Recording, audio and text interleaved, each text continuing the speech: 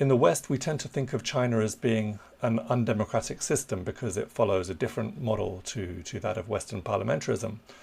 And politicians and intellectuals have universalized the idea of the so-called liberal democratic system, as if you could put an equal sign between one form of democracy and the very concept of democracy.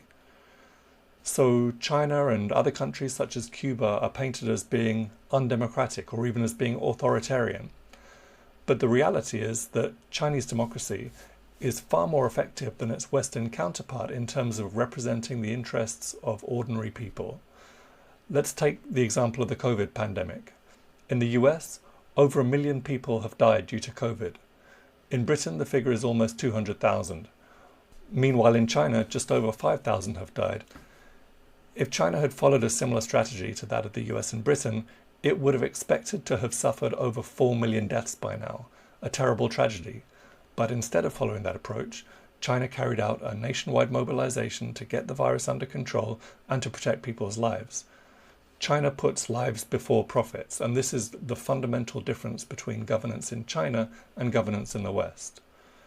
Another example is renewable energy.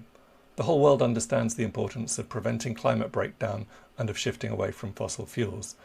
But it's China that's emerged as by far the world leader in the production and use of renewable energy. And that investment has resulted in a massive decrease in the cost of renewable energy around the world. Why is China able to make that kind of progress on renewables, on biodiversity, on afforestation, on water conservation, while the US and other countries consistently fail to deliver? It's because in China, power lies with the people, not with a tiny elite. In the US, you have a fossil fuel lobby which has been able to slow down investment in renewables for decades.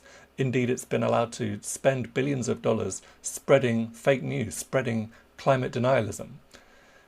In China, the fossil fuel lobby definitely doesn't have the power to tell the government what to do. So China's democracy is a democracy for the people. And that's the reason even studies by Western institutions recognize that the Chinese government has the support of the vast majority of the population.